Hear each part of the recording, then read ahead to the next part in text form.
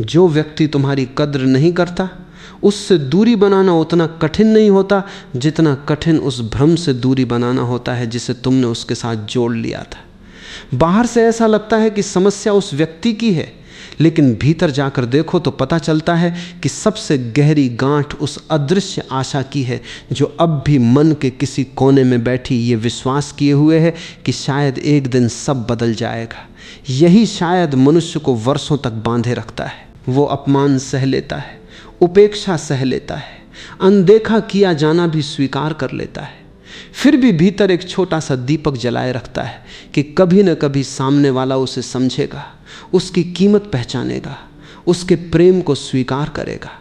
जीवन की सबसे सूक्ष्म विडंबनाओं में से एक ये है कि मनुष्य अक्सर प्रेम से नहीं अपनी कल्पना से बंधा होता है। प्रेम वर्तमान को देखता है, कल्पना भविष्य की कहानी लिखती रहती है। प्रेम वास्तविकता को स्वीकार करता है, कल्पना वास्तविकता को बदल देना चाहती है।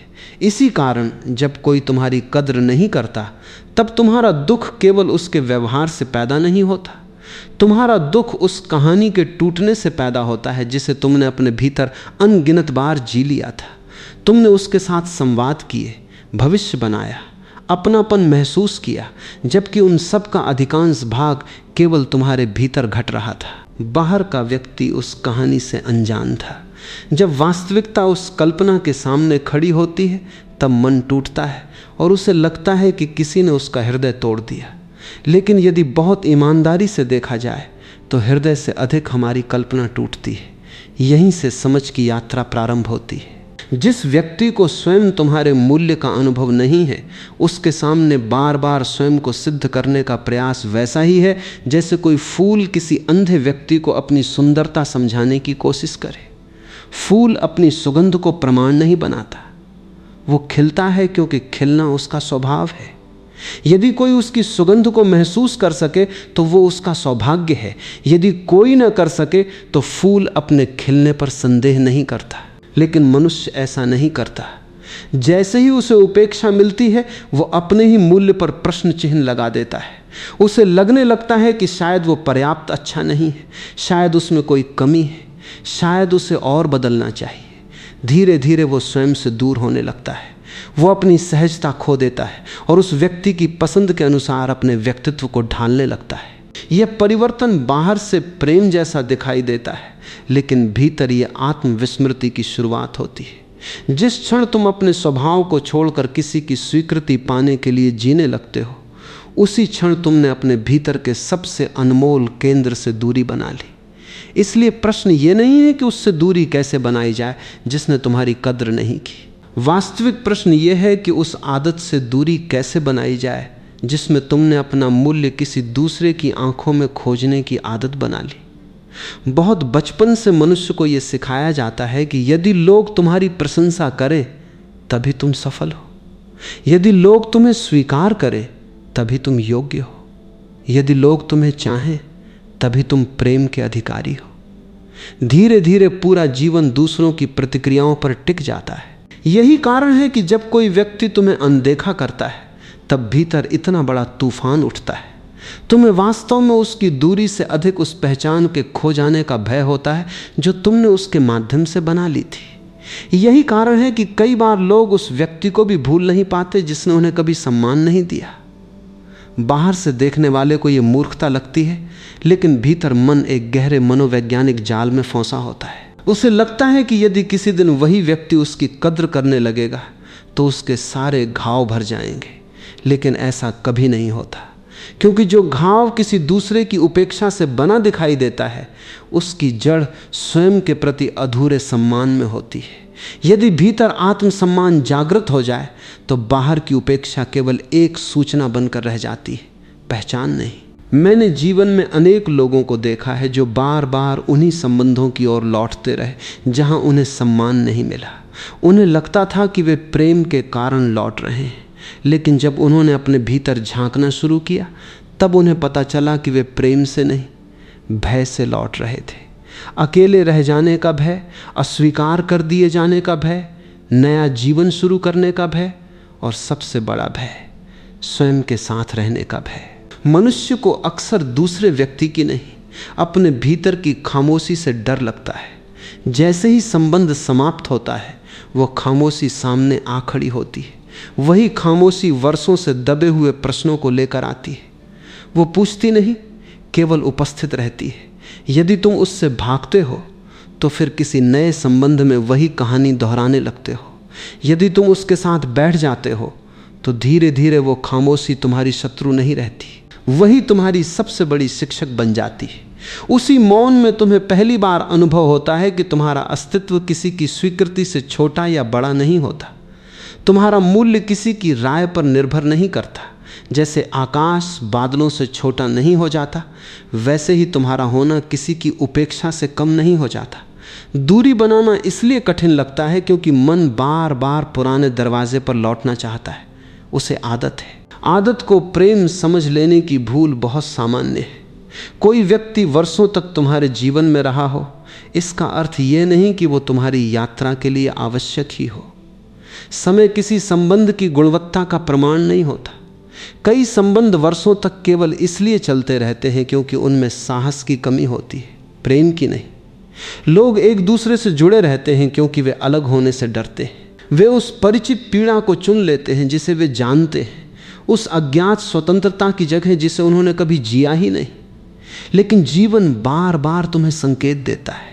जहाँ बार बार तुम्हारे आत्मसम्मान को चोट पहुँचती है, जहाँ तुम्हारी संवेदनशीलता का मजाक बनाया जाता है, जहाँ तुम्हारे प्रेम को स्वाभाविक अधिकार समझ लिया जाता है, जहाँ तुम्हारी उपस्थिति को महत्व नहीं दिया जाता, वहाँ रुकना त्याग नहीं है। वहाँ रुकना स्वयं के विरुद्ध खड़े होना है। करुणा और आत्म अपमान के बीच बहुत महीन अंतर है। करुणा का अर्थ है कि तुम दूसरे की सीमाओं को समझते हो। आत्म अपमान का अर्थ है कि दूसरे की सीमाओं के कारण तुम अपनी गरिमा खो देते हो। इन दोनों को अलग अलग पहचानना आध्यात्मिक परिपक्वता की शुरुआत है। याद रखना, दूरी का अर्थ घृणा नहीं होता। दूरी का अर्थ बदला लेना भी नहीं होता। दूरी का अर्थ ये नहीं कि तुम भीतर कठोर हो जाओ। वास्तविक दूरी तब बनती है जब तुम्हारे भीतर शिकायत समाप्त होने लगती है, क्योंकि शिकायत भी एक संबंध है। क्रोध भी तुम्हें उसी व्यक्ति से बांधे रखता है। घृणा भी उसी दिशा में तुम्हारी ऊर्जा को बहाती रहती है। सच्ची दूरी तब जन्म लेती है जब तुम्हारे भीतर ये स्पष्ट हो जाता है कि जो तुम्हें देख नहीं सकता उसे स्वयं को दिखाने की आवश्यकता नहीं है। जो तुम्हें सुन नहीं सकता उसके सामने अपने हृदय की आवाज़ को बार बार दोहराने की आवश्यकता नहीं है। और जो तुम्हारे मूल्य को पहचानने में असमर्थ है, उसके निर्णय से अपने मूल्य का निर्धारण करना स्वयं के प्रति अन्याय है। उस दिन तुम चुपचाप पीछे हटते हो, बिना शोर के, बिना घोषणा के, बिना किसी नाटक के। तुम्हारी चुप्पी हार की नहीं होती, समझ की होती है। तुम्हारा हट जाना क्रोध से नहीं, स्पष्टता से जन्म लेता है। और उसी स्पष्टता में पहली बार तुम्हें यह अनुभव होने लगता है कि कुछ दूरियां जीवन को छोटा नहीं करती, बल्कि भीतर इतना विशाल स्थान खोल देती हैं जहां आत्मसम्मान फिर से सांस लेना शुरू करता है। उसी स्थान से एक नई यात्रा प्रारंभ होती है। ऐसी यात्रा जिसमें तुम किसी के पीछे भागकर अपना मूल्य नहीं खोजते, बल्कि अपने भीतर लौटकर उस स्रोत को पहचानना प्रारंभ करते हो जहां से सम्मान, प्रेम और गरिमा स्वाभाविक रूप से जन्म लेते हैं। जब तुम उस व्यक्ति से थोड़ा सा पीछे हटकर स्वयं को देखने लगते हो, तब धीरे धीरे एक और गहरी परत दिखाई देने लगती है। तुम्हें अनुभव होता है कि ये पहली बार नहीं है जब तुम किसी ऐसे व्यक्ति के पीछे खड़े हो जिसने तुम्हें वो सम्मान नहीं दिया जिसके तुम अधिकारी थे। जीवन की घटनाएं बदलती रहती हैं, चेहरे बदलते रहते हैं, परिस्थितियां बदलती रहती हैं, लेकिन भीतर का पैटर्न अक्सर वैसा ही बना रहता है। यही कारण है कि कुछ लोग बार बार ऐसे संबंधों में प्रवेश करते हैं जहां उन्हें अपने अस्तित्व को सिद्ध करना पड़ता है। उन्हें लगता है कि इस बार कहानी अलग होगी, इस बार सामने वाला उन्हें समझेगा, इस बार उन्हें वो अपनापन मिलेगा जिसकी उन्हें वर्षों से तलाश है। लेकिन यदि भीतर वही अधूरापन, वही असुरक्षा और वही पुरानी प्यास जीवित है, तो बाहर का नया व्यक्ति भी धीरे धीरे उसी पुराने अनुभव का माध्यम बन जाता है। जीवन किसी को दंड नहीं देता, वो केवल वही पाठ अलग अलग रूपों में दोहराता है जिसे अभी तक समझा नहीं गया। इसलिए बुद्धिमानी ये नहीं कि केवल व्यक्ति बदल दिया जाए। वास्तविक परिवर्तन तब होता है जब देखने वाला बदलने लगे। जब तक भीतर की दृष्टि नहीं बदलती तब तक नया संबंध भी पुराने घावों की नई कहानी बन जाता है। बचपन में मनुष्य को सबसे अधिक जिस चीज़ की आवश्यकता होती है वो है बिना शर्त स्वीकार किया जाना। एक छोटा बच्चा ये नहीं चाहता कि उसे उसकी उपलब्धियों के कारण प्रेम मिले, वह केवल इतना चाहता है कि उसके होने को पर्याप्त माना जाए।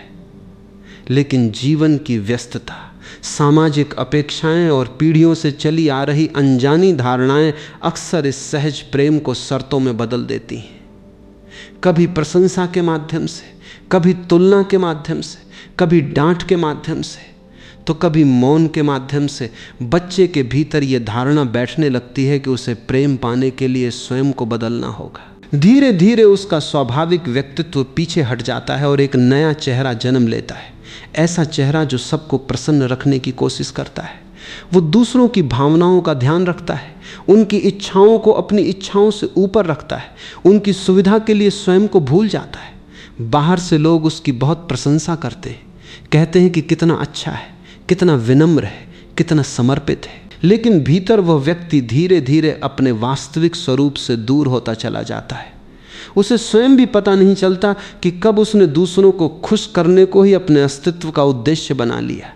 यही आदत बड़े होकर संबंधों में सबसे गहरी पीड़ा का कारण बनती है। जब ऐसा व्यक्ति किसी से प्रेम करता है तो वह प्रेम से अधिक स्वयं को साबित करने लगता है। उसे लगता है कि यदि वो और अधिक देगा, और अधिक सहन करेगा, और अधिक समझेगा, और अधिक प्रतीक्षा करेगा तो एक दिन सामने वाला उसकी कीमत अवश्य समझेगा। लेकिन प्रेम गणित नहीं है, ये व्यापार नहीं है कि जितना अधिक निवेश करोगे उतना अधिक प्रतिफल मिलेगा। कई बार तुम अपना पूरा जीवन किसी के चरणों में रख दो, फिर भी वो तुम्हारे मूल्य को नहीं देख पाएगा। इसका कारण ये नहीं कि तुम में मूल्य नहीं था, कारण केवल इतना है कि देखने वाली आंख तैयार नहीं थी। किसी ऐसे व्यक्ति के सामने स्वयं को बार बार सिद्ध करना जो तुम्हें देखने की क्षमता ही नहीं रखता, धीरे धीरे आत्मा को थका देता है। बाहर से शरीर चलता रहता है, मुस्कान बनी रहती है, बातचीत होती रहती है, लेकिन भीतर एक गहरी थकान जमा होने लगती है। ये थकान काम की नहीं होती, ये निरंतर स्वयं को साबित करने की थकान होती है। जो व्यक्ति हर समय ये सोचता रहे कि मुझे क्या करना चाहिए ताकि सामने वाला मुझे महत्व दे, वह कभी विश्राम में नहीं रह सकता। धीरे धीरे तुम्हें यह भी दिखाई देने लगता है कि जो व्यक्ति स्वयं का सम्मान नहीं करता वही दूसरों से सम्मान की भीख मांगता है। ये बात सुनने में कठोर लग सकती है, लेकिन इसका अर्थ स्वयं को दोष देना नहीं है। इसका अर्थ केवल इतना है कि यदि तुम्हारा अपना हृदय ही तुम्हारे साथ नहीं है तो संसार से ये अपेक्षा करना कि वो तुम्हारे साथ खड़ा होगा बहुत कठिन है। आत्मसम्मान का अर्थ अहंकार नहीं है। अहंकार कहता है कि मैं सबसे बड़ा हूँ। आत्मसम्मान कहता है कि मैं भी उतना ही मूल्यवान हूँ जितना कोई और। अहंकार तुलना से जन्म लेता है, आत्मसम्मान आत्मस्वीकृति से। इसलिए जो व्यक्ति स्वयं को स्वीकार कर लेता है उसे किसी दूसरे की उपेक्षा भीतर तक घायल नहीं कर पाती। वो दुखी हो सकता है, उसकी आंखें नम हो सकती हैं, लेकिन वो स्वयं को खोता नहीं, क्योंकि उसका आधार बाहर नहीं भीतर होता है। मन की एक और आदत बहुत सूक्ष्म होती है। वो जिस चीज़ को बार बार अनुभव करता है उसे ही सामान्य मानने लगता है। यदि बचपन से तुम्हें केवल शर्तों वाला प्रेम मिला है तो बड़े होकर भी तुम्हें वही परिचित लगता है। यदि किसी ने सहज सम्मान दिया तो तुम्हें असहजता होने लगती है, क्योंकि तुम्हारा मन संघर्ष का आदी है। यही कारण है कि कुछ लोग उन संबंधों से भाग जाते हैं जहां उन्हें सहज प्रेम मिलता है, और बार बार वहीं लौट जाते हैं जहां उन्हें अपनी कीमत सिद्ध करनी पड़ती है। उन्हें लगता है कि संघर्ष ही प्रेम है, प्रतीक्षा ही प्रेम है, आंसू ही प्रेम है। लेकिन प्रेम का स्वभाव संघर्ष नहीं, विस्तार है।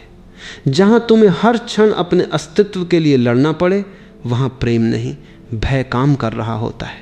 जहां तुम्हें हर दिन ये सोचना पड़े कि आज मुझे क्या करना चाहिए ताकि सामने वाला नाराज न हो, वहां अपनापन नहीं, असुरक्षा रहती है। जहां तुम्हें अपने शब्दों, अपनी भावनाओं और अपनी सच्चाई को छिपाना पड़े वहां संबंध नहीं, अभिनय चलता है।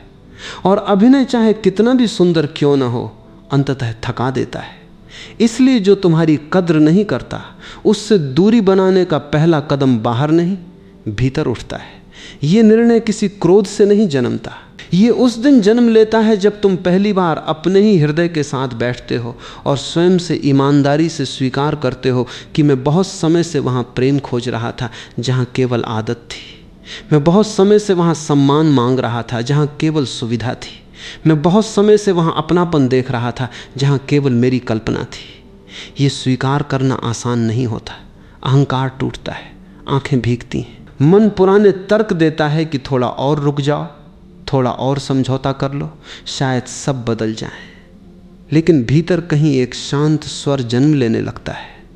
वो स्वर चिल्लाता नहीं, वो केवल इतना कहता है कि अब स्वयं को खोने की कीमत पर किसी को पाने की आवश्यकता नहीं है।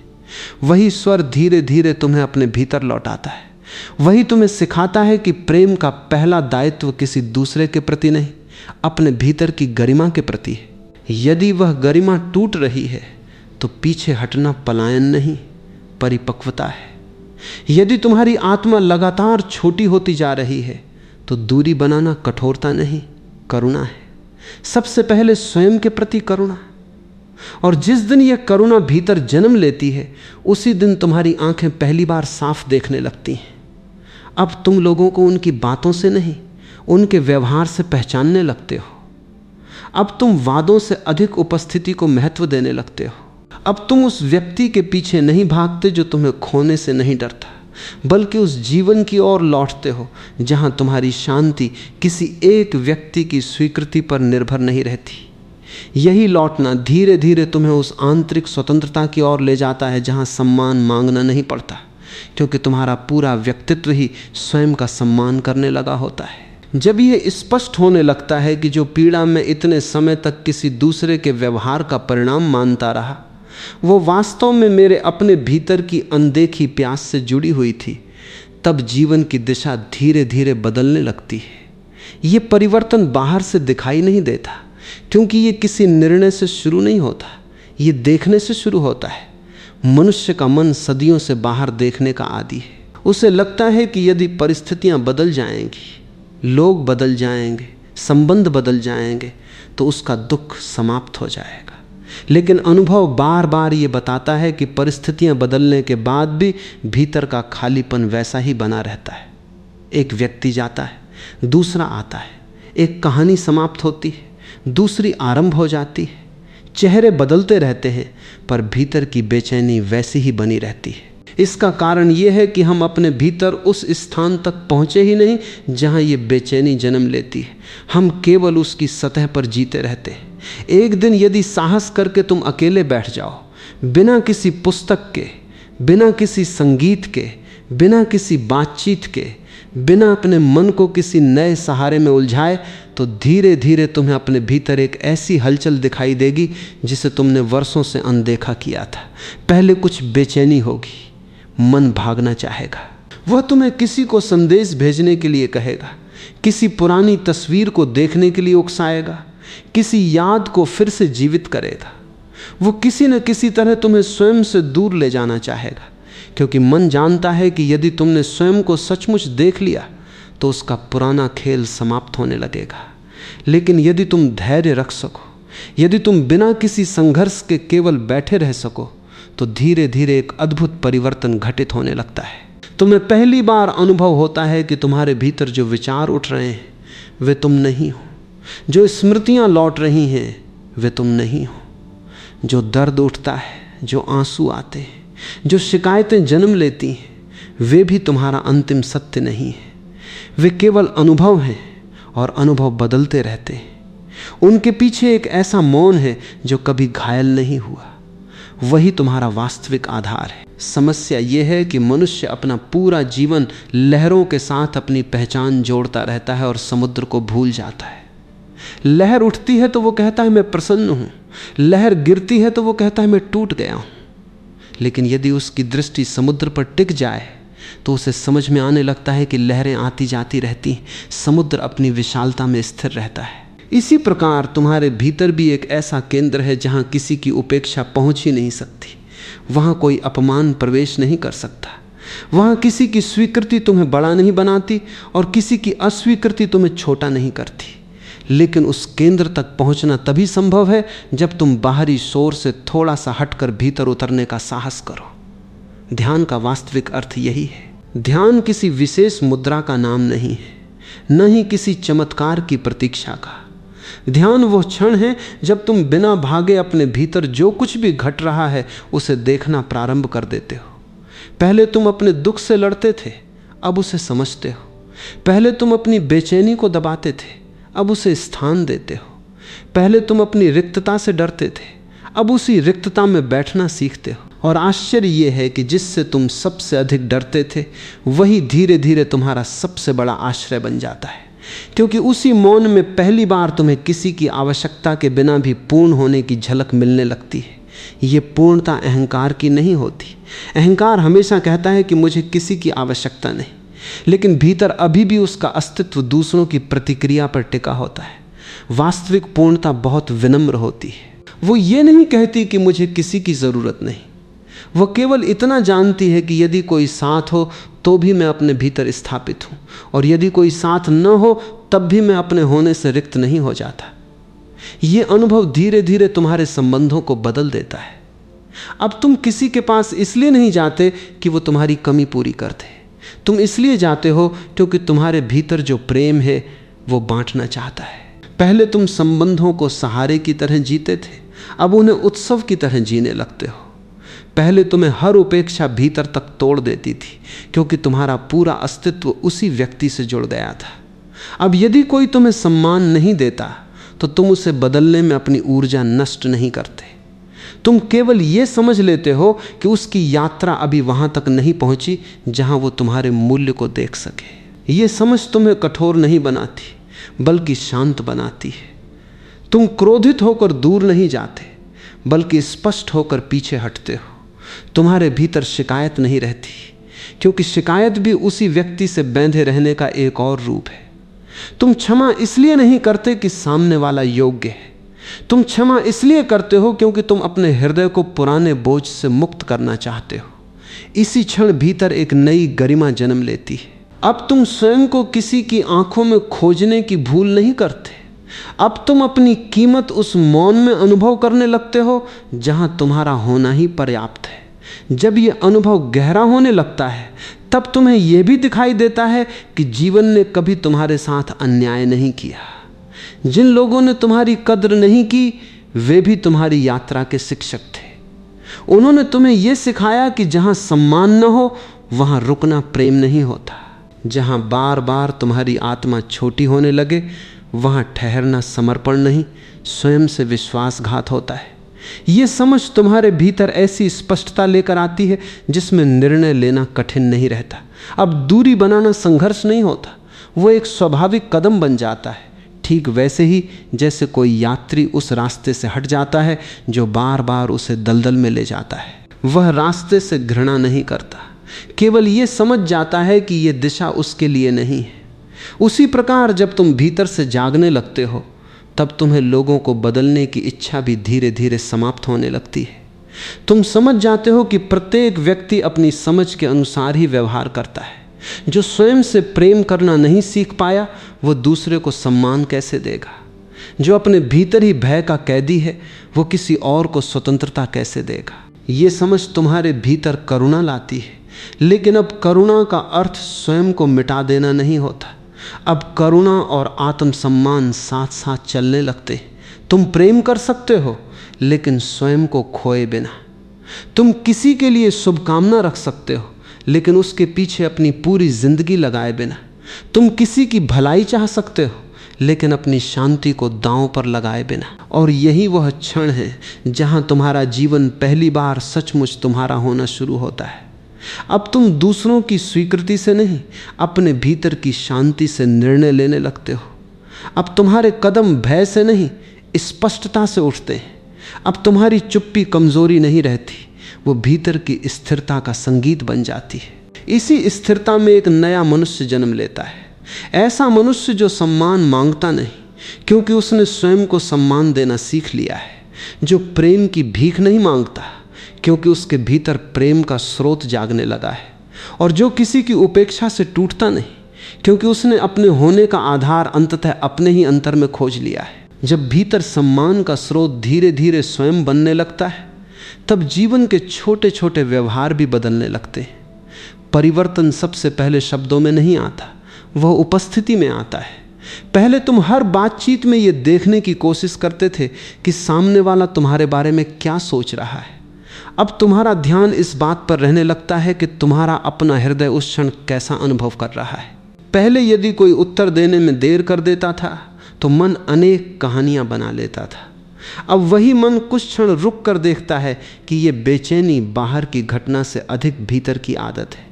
पहले यदि कोई तुम्हें महत्व नहीं देता था तो तुम और अधिक प्रयास करने लगते थे।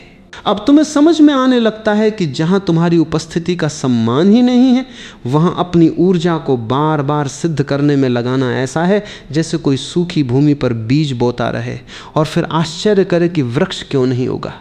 बुद्धिमत्ता का अर्थ केवल प्रेम करना नहीं है, बल्कि ये पहचानना भी है कि किस भूमि में प्रेम का बीज अंकुरित हो सकता है और किस भूमि में वो केवल नष्ट होगा।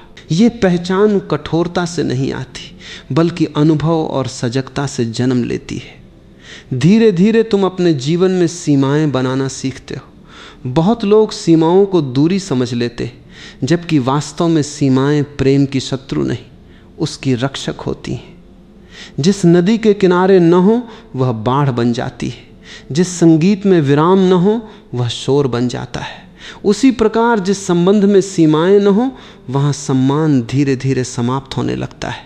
यदि तुम हर बार अपनी आवश्यकताओं को दबाकर केवल दूसरे की इच्छाओं को पूरा करते रहोगे तो एक दिन तुम्हारे भीतर मौन क्रोध जमा होने लगेगा। बाहर से तुम मुस्कुराओगे, भीतर से टूटते जाओगे।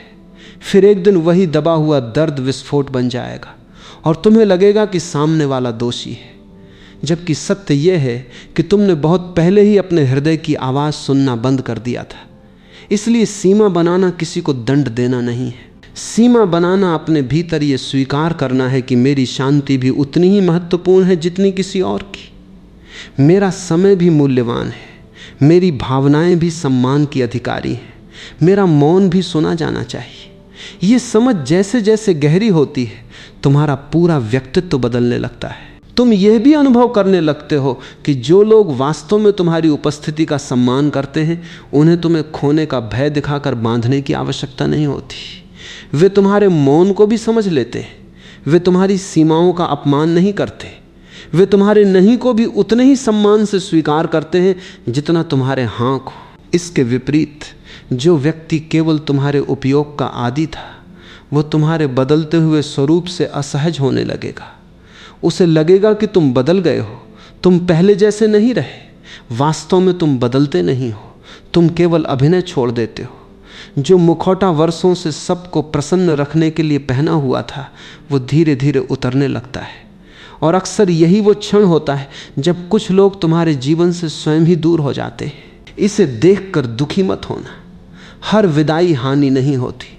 कुछ विदाइयां तुम्हारे भीतर उस स्थान को खाली करती हैं जहां जीवन कुछ अधिक सच्चा, कुछ अधिक जीवंत और कुछ अधिक सम्मानपूर्ण भरना चाहता है। एक बात और बहुत गहराई से समझने योग्य है। अनेक लोग सोचते हैं कि स्वयं का सम्मान करना स्वार्थ है, इसलिए वे बार बार अपने मन की आवाज़ को दबा देते हैं। वे हर जगह उपलब्ध रहते हैं, हर अपेक्षा पूरी करते हैं, हर अपमान को सहन कर लेते हैं, क्योंकि उन्हें भय होता है कि यदि उन्होंने स्वयं के लिए खड़ा होना शुरू किया तो लोग उन्हें अच्छा नहीं कहेंगे। लेकिन याद रखो, जो अच्छाई तुम्हें भीतर से तोड़ दे वो अच्छाई नहीं, आत्मविस्मृति है। करुणा का अर्थ स्वयं को मिटा देना नहीं है। यदि दीपक स्वयं ही बुझ जाए तो वो किसी और को प्रकाश कैसे देगा। यदि तुम्हारा अपना हृदय ही थक कर मौन हो जाए तो तुम्हारे प्रेम में भी धीरे धीरे कड़वाहट आने लगेगी। इसलिए स्वयं का सम्मान करना किसी दूसरे के विरुद्ध खड़ा होना नहीं है, यह अपने सत्य के पक्ष में खड़ा होना है। ये भीतर से कहना है कि मैं किसी से घृणा नहीं करता, लेकिन मैं उस स्थान पर भी नहीं रुकूंगा जहां मेरी गरिमा बार बार घायल होती रहे। तब जीवन का एक नया सौंदर्य खुलने लगता है। अब तुम लोगों का चुनाव उनकी मधुर बातों से नहीं, उनके व्यवहार की निरंतरता से करने लगते हो। अब तुम्हें शब्दों से अधिक मौन का अर्थ समझ में आता है। अब तुम ये देख पाते हो कि कौन व्यक्ति तुम्हारी अनुपस्थिति में भी तुम्हारा सम्मान करता है और कौन केवल अपनी सुविधा तक तुम्हें महत्व देता है। ये दृष्टि तुम्हें संदेहपूर्ण नहीं बनाती बल्कि परिपक्व बनाती है। तुम लोगों से दूर नहीं भागते, लेकिन अब अंधे होकर किसी के पीछे भी नहीं चलते। तुम्हारा हृदय खुला रहता है पर तुम्हारी आंखें भी खुली रहती हैं। यही संतुलन जीवन की सबसे बड़ी कला है। केवल हृदय से जीने वाला बार बार घायल होता है, केवल बुद्धि से जीने वाला प्रेम से वंचित रह जाता है। लेकिन जब हृदय की कोमलता और समझ की स्पष्टता साथ चलती हैं, तब संबंध बोझ नहीं रहते, वे विकास का माध्यम बन जाते हैं। धीरे धीरे तुम्हें यह भी अनुभव होने लगता है कि जिस व्यक्ति ने कभी तुम्हारी कद्र नहीं की थी, उसके प्रति भी भीतर कोई विष शेष नहीं बचा। ये इसलिए नहीं कि तुम भूल गए हो, बल्कि इसलिए कि तुम मुक्त हो गए हो। स्मृति बनी रहती है पर उसका डंक समाप्त हो जाता है। तुम उसे याद कर सकते हो, लेकिन उसके कारण भीतर तूफान नहीं उठता। तुम उसके लिए शुभकामना रख सकते हो, लेकिन उसके लौट आने की प्रतीक्षा नहीं करते। यही आंतरिक स्वतंत्रता है। यही वो अवस्था है जहां प्रेम पहली बार परिपक्व होता है। अब प्रेम किसी को पकड़ कर रखने का प्रयास नहीं करता। अब प्रेम यह भी जानता है कि कभी कभी किसी को जाने देना ही उसके प्रति सबसे गहरा सम्मान होता है और स्वयं के प्रति सबसे बड़ी करुणा। उस दिन तुम समझते हो कि दूरी बनाना किसी कहानी का अंत नहीं था। वह उस जीवन की शुरुआत थी जिसमें तुम्हारी मुस्कान किसी एक व्यक्ति की स्वीकृति पर निर्भर नहीं रही, तुम्हारी शांति किसी की उपस्थिति की बंदी नहीं रही, और तुम्हारा आत्मसम्मान अंततः तुम्हारे अपने हृदय में अपना घर पा चुका था। वहीं से जीवन का नया अध्याय प्रारंभ होता है, जहां तुम लोगों के पीछे भागना छोड़ देते हो और अपने भीतर उस प्रकाश को संभालना सीखते हो, जिसकी उपस्थिति में जो सचमुच तुम्हारे जीवन के योग्य होगा, वो बिना किसी आग्रह के स्वयं तुम्हारी ओर चला आएगा। और फिर एक ऐसा क्षण आता है जब तुम्हें भीतर से ये अनुभव होने लगता है कि जिस व्यक्ति से दूर जाने का तुम्हें सबसे अधिक भय था, उससे दूरी बनाकर तुमने वास्तव में किसी दूसरे को नहीं खोया, बल्कि स्वयं को वापस पा लिया। ये अनुभव अचानक नहीं आता, ये धीरे धीरे जन्म लेता है, जैसे लंबी रात के बाद क्षितिज पर पहली रोशनी उतरती है। पहले तुम्हें लगता था कि यदि वह व्यक्ति तुम्हारे जीवन से चला गया तो सब कुछ समाप्त हो जाएगा। अब तुम्हें दिखाई देने लगता है कि समाप्त कुछ भी नहीं हुआ था। समाप्त केवल वह भ्रम हुआ था जिसमें तुमने अपने सुख, अपने सम्मान और अपने अस्तित्व का अधिकार किसी दूसरे के हाथों में सौंप दिया था। जीवन का सबसे बड़ा अन्याय ये नहीं कि कोई तुम्हारी कद्र नहीं करता। सबसे बड़ा अन्याय तब होता है जब तुम स्वयं भी अपनी कद्र करना छोड़ देते हो, क्योंकि उस दिन तुम धीरे धीरे अपने ही हृदय से दूर होने लगते हो। तुम बाहर मुस्कुराते हो, भीतर सिकुड़ते जाते हो। तुम सबकी अपेक्षाएं पूरी करते हो, लेकिन अपनी आत्मा की पुकार को सुनना बंद कर देते हो। और जो मनुष्य अपने भीतर की आवाज़ को लंबे समय तक अनसुना करता रहता है, वो एक दिन स्वयं के लिए भी अपरिचित हो जाता है। इसलिए ये पूरी यात्रा किसी दूसरे से दूरी बनाने की नहीं थी। ये यात्रा उस दूरी को समाप्त करने की थी जो वर्षों से तुम्हारे और तुम्हारे अपने वास्तविक स्वरूप के बीच खड़ी थी। जिस दिन ये बात भीतर उतर जाती है, उसी दिन एक नई गरिमा जन्म लेती है। अब तुम्हें अपने मूल्य का प्रमाण किसी की प्रशंसा में नहीं दिखाई देता। अब तुम्हें अपने होने का आनंद किसी की स्वीकृति में नहीं मिलता। तुम्हारा हृदय पहली बार बिना सहारे के खड़ा होना सीखता है। यही आंतरिक परिपक्वता है। इसका अर्थ ये नहीं कि तुम्हें अब किसी की आवश्यकता नहीं होगी। मनुष्य संबंधों में ही खिलता है। प्रेम अब भी आवश्यक रहेगा, मित्रता भी आवश्यक रहेगी, अपनापन भी आवश्यक रहेगा, लेकिन अब इन सब का आधार भय नहीं होगा। अब तुम किसी के साथ इसलिए नहीं रहोगे कि उसके बिना तुम अधूरे हो जाओगे। अब तुम किसी के साथ इसलिए रहोगे क्योंकि दो पूर्ण मनुष्य साथ चलना चाहते हैं। यही प्रेम का सबसे सुंदर रूप है, जहां दो लोग एक दूसरे को भरने नहीं बल्कि एक दूसरे की यात्रा को और अधिक सुंदर बनाने के लिए मिलते हैं। ऐसे संबंधों में अधिकार नहीं होता, विश्वास होता है। वहाँ नियंत्रण नहीं होता, सम्मान होता है। वहाँ डर नहीं होता कि कोई चला जाएगा, क्योंकि जो प्रेम स्वतंत्रता से जन्म लेता है वो बंधन से जीवित नहीं रहता। यदि कोई रुकता है तो प्रेम से रुकता है, यदि जाता है तो जीवन की दिशा में जाता है। और दोनों ही स्थितियों में हृदय कड़वाहट से नहीं भरता। ये अवस्था केवल समझ से आती है, किसी नियम से नहीं। अनेक लोग स्वयं को समझाते रहते हैं कि मुझे मजबूत बनना चाहिए, मुझे किसी की परवाह नहीं करनी चाहिए, मुझे किसी से अपेक्षा नहीं रखनी चाहिए, लेकिन भीतर उनका मन अब भी उसी व्यक्ति के चारों ओर घूमता रहता है। ये मजबूती नहीं, दमन है। वास्तविक शक्ति तब जन्म लेती है जब तुम्हें किसी को भूलने की आवश्यकता ही नहीं रहती। स्मृतियां रहती हैं लेकिन उनमें पीड़ा का जहर नहीं रहता। तुम अतीत को सम्मान देते हो लेकिन उसमें वापस नहीं रहते।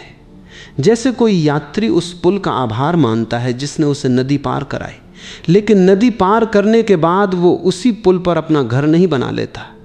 उसी प्रकार जीवन के कुछ लोग केवल पुल होते हैं। वे तुम्हें एक अवस्था से दूसरी अवस्था तक ले जाने आते हैं। यदि तुम उन्हें मंजिल समझ बैठते हो तो दुख निश्चित है। यदि तुम उन्हें यात्रा का एक अध्याय मान लेते हो तो हर विदाई तुम्हें थोड़ा और परिपक्व कर जाती है। तब तुम्हें उन लोगों के प्रति भी कृतज्ञता होने लगती है जिन्होंने तुम्हें कभी सम्मान नहीं दिया। ये कृतज्ञता इसलिए नहीं कि उनका व्यवहार सही था, नहीं, अन्याय को उचित ठहराना जागरूकता नहीं है। कृतज्ञता इसलिए कि उनके व्यवहार ने तुम्हें वो देखने के लिए विवश किया जिसे तुम वर्षों से अनदेखा कर रहे थे। उन्होंने तुम्हें सिखाया कि प्रेम और आत्मविस्मृति अलग अलग बातें हैं। उन्होंने तुम्हें सिखाया कि करुणा और आत्म अपमान एक नहीं है। उन्होंने तुम्हें यह भी दिखाया कि यदि तुम्हारा अपना हृदय तुम्हारे साथ नहीं है तो पूरी दुनिया की स्वीकृति भी तुम्हें संतुष्ट नहीं कर सकती, और यदि तुम्हारा अपना हृदय तुम्हारे साथ खड़ा हो जाए तो पूरी दुनिया की अस्वीकृति भी तुम्हारे भीतर की गरिमा को नहीं छीन सकती। यही सबसे बड़ा परिवर्तन है। अब तुम्हारी आंखें लोगों को नए ढंग से देखने लगती हैं। तुम ये नहीं देखते कि कौन तुम्हें कितना चाहता है, तुम ये देखने लगते हो कि किसकी उपस्थिति में तुम्हारा हृदय सहज रहता है, किसके साथ तुम्हें स्वयं होने की स्वतंत्रता मिलती है, किसके सामने तुम्हें अपने सत्य को छिपाना नहीं पड़ता। जो संबंध तुम्हें अपने वास्तविक स्वरूप से दूर ले जाएं, वह चाहे कितना आकर्षक क्यों न लगे, अंततः तुम्हें भीतर से रिक्त कर देगा। और जो संबंध तुम्हें अपने ही भीतर और अधिक जीवित बना दे, वही तुम्हारी यात्रा के योग्य है। इसलिए अब तुम्हें किसी के पीछे भागने की आवश्यकता नहीं रहती। जो लोग तुम्हारे जीवन के लिए बने हैं, उन्हें तुम्हारे अभिनय की नहीं, तुम्हारी सच्चाई की आवश्यकता होगी। उन्हें तुम्हारे मुखौटे नहीं, तुम्हारा वास्तविक चेहरा स्वीकार होगा। वे तुम्हें बदलने की नहीं, समझने की कोशिश करेंगे। और यदि ऐसे लोग कम हों तब भी चिंता मत करना। अकेले रहना उस भीड़ से कहीं अधिक सुंदर है जहां तुम्हारी आत्मा हर दिन थोड़ी थोड़ी मरती रहे। अपने भीतर की शांति को कभी भी किसी ऐसे संबंध के बदले मत देना जहां तुम्हें हर क्षण अपनी गरिमा का मूल्य चुकाना पड़े। संसार में सबसे दुर्लभ वस्तु प्रेम नहीं है। सबसे दुर्लभ वस्तु वह मनुष्य है जिसने स्वयं से प्रेम करना सीख लिया हो, क्योंकि जिसने स्वयं को सम्मान दिया है वही दूसरे का सम्मान कर सकता है। जिसने अपने भीतर का मौन सुना है वही दूसरे की खामोशी को समझ सकता है। जिसने अपनी अकेली रातों से मित्रता कर ली है वही किसी के साथ रहते हुए भी स्वतंत्र रह सकता है। इसलिए यदि आज तुम्हारे जीवन में कोई ऐसा व्यक्ति है जो तुम्हारी कद्र नहीं करता, तो उसके पीछे भागने से पहले एक बार अपने ही हृदय की ओर लौटना। वहाँ तुम्हें एक ऐसा घर मिलेगा जहाँ किसी स्वीकृति की आवश्यकता नहीं, किसी प्रमाण की आवश्यकता नहीं, किसी अभिनय की आवश्यकता नहीं। वहीं तुम्हें पहली बार अनुभव होगा कि तुम्हारा मूल्य जन्म से ही पूर्ण था, केवल तुम उसे भूल गए थे। जब ये स्मरण लौट आता है तब जीवन बदलने लगता है। तब दूरी दर्द नहीं रह जाती, वो दिशा बन जाती है।